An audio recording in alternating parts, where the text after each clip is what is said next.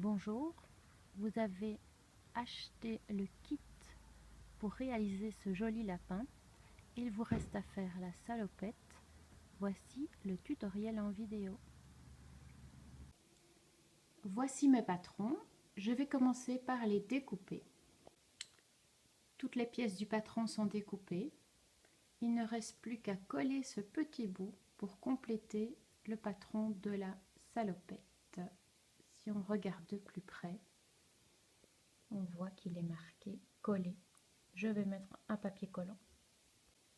Et voilà. Je prends ma plus grande pièce de tissu et je la plie en deux parallèlement au droit fil. Donc le droit fil ici c'est facile, on a la lisière du tissu, donc le droit fil est parallèle à la lisière. Donc mon pli sera parallèle au droit fil. Le droit fil c'est la trame du tissu. Donc le tissage a une trame, la navette va de droite à gauche et la trame est verticale.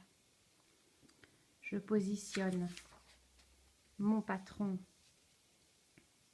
sur le tissu. Il va être coupé en double puisque le tissu est plié en deux. C'est pour ça qu'il est marqué deux fois. Et ma flèche indiquant le droit fil est parallèle à la lisière et au pli du tissu. Les petites pièces doivent être positionnées sur le pli du tissu. Comme ça, on va la couper en double et elle va s'ouvrir. On aura une seule pièce, une seule grande pièce. Ce sigle-ci, qui est une flèche aussi mais avec des petits coins perpendiculaires, veut dire qu'on doit positionner sur le pli du tissu. On va épingler et couper. Mes patrons sont épinglés, il n'y a plus qu'à couper. Alors je prends le petit coupon de tissu et je le plie mais pas complètement.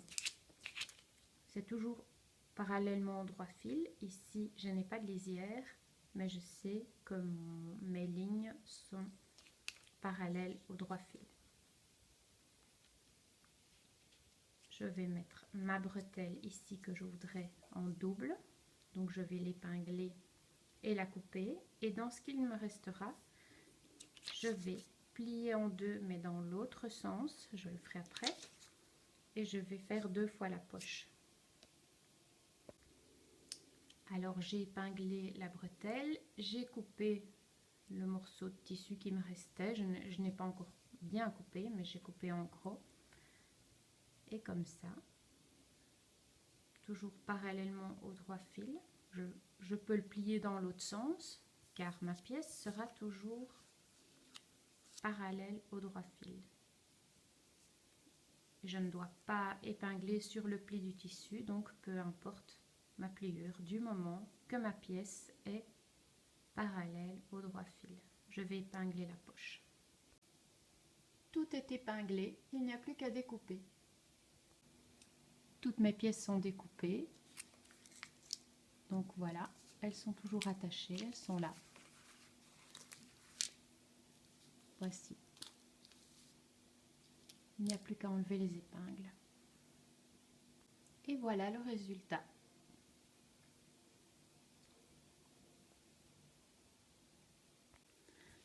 Je vais commencer par la poche.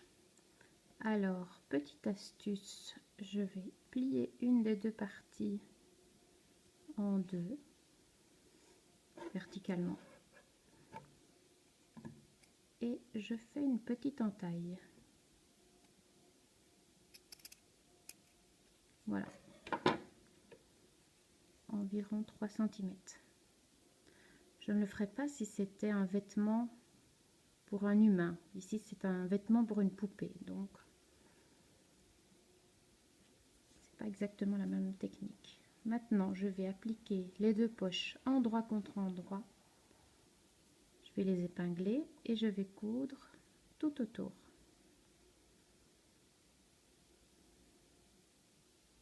Le tour complet. Et on retourne.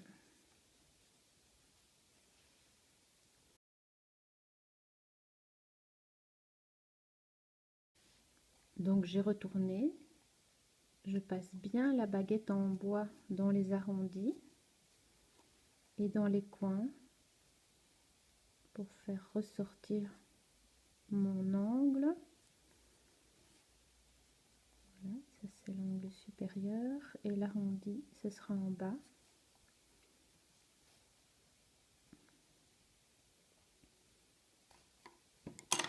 Et voilà, voici la face que l'on verra sur la salopette. Il ne reste plus qu'à repasser cette petite pièce pour qu'elle soit bien plate. Je vais passer aux bretelles. Je prends mon morceau de tissu que je plie en deux dans le sens de la longueur, endroit contre endroit, le beau côté vers l'intérieur. Et je vais coudre ici, angle droit, et je repars jusqu'au bout. Je laisse cette partie-ci ouverte. Voici ma couture avec mon angle droit. L'autre extrémité est ouverte. Je vais cranter le bout et l'autre bout ici, les deux coins, tout simplement. Et on va retourner.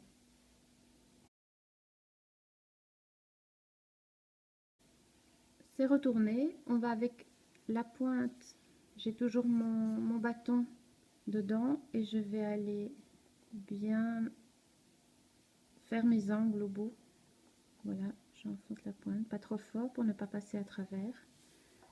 Et voilà, je retire mon bâton. Il n'y a plus qu'à repasser pour que ce soit bien plat. Et on fait la même chose avec l'autre bretelle. Passons aux empiècements de devant et dos. Alors, on va faire ici une petite finition en zigzag pour ne pas que ça s'effiloche. Voilà, sur ces deux côtés uniquement. Et puis, on va les appliquer endroit contre endroit. Et on va faire une petite couture ici et ici. Voilà qui est fait. Mon zigzag n'est pas très joli, je n'ai pas ma machine habituelle et je peux le retourner. Voilà. On a un tube. Alors on va passer à la grande pièce. Ceci est l'endroit et je vais appliquer son double endroit contre endroit.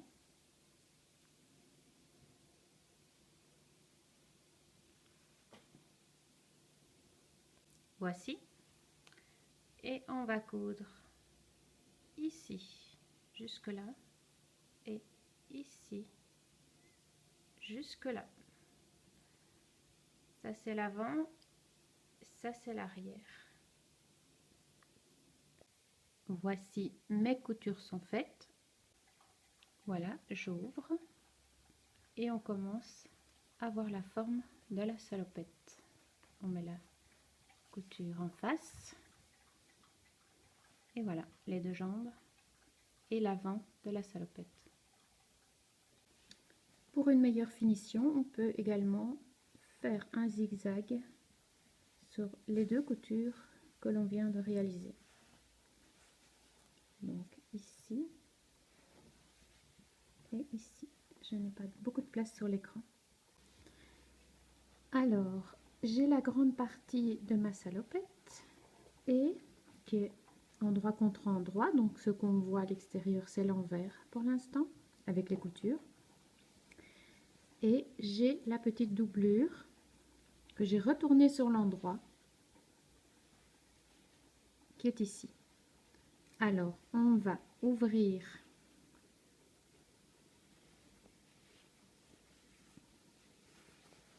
la pièce qui est cousue. On l'ouvre et on va appliquer endroit contre endroit la doublure qui a exactement la même forme. On va l'épingler et on va faire ça tout le tour.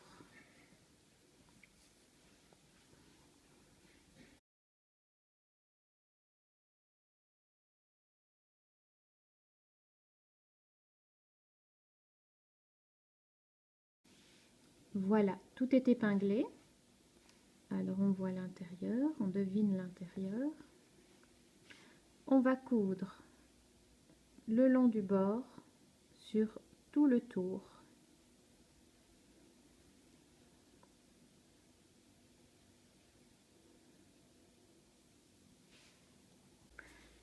Voici mes coutures. On va cranter et puis retourner. J'ai cranté, j'ai retourné, j'ai bien marqué mes coins avec le bâton. Et j'en profite maintenant pour aller repasser tout ça. Alors voilà, c'est repassé, c'est retourné. Moi, à ce stade, je couds la poche à la machine. Donc, il faut bien la centrer. Et on coud, bien sûr, de là à là. On peut aussi la coudre à la main par après. Parce qu'à la machine, c'est pas évident. Voilà, pour moi, la poche est cousue. Bien sûr, la petite ouverture, elle est à l'intérieur. Hein. On ne la verra plus. Le beau côté, c'est celui où il n'y a pas l'ouverture. Pour la suite, je l'ai remis sur l'envers. Alors, on va d'abord faire l'ourlet du bas du pantalon, de chaque côté. Tant qu'il est ouvert, c'est plus facile à coudre.